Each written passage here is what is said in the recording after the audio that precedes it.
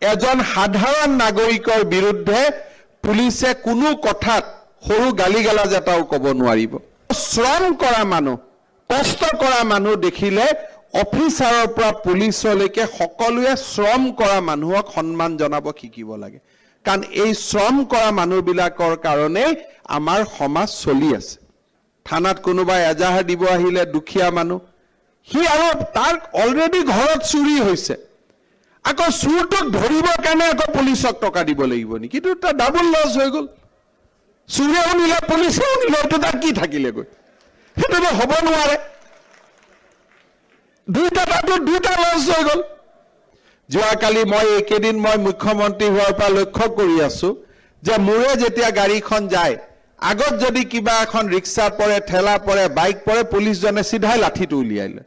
আৰে সিটো কোনো দোষ কৰা নাই, মাত্ৰ মুখ্যমন্ত্ৰীৰ গাড়ীখনৰ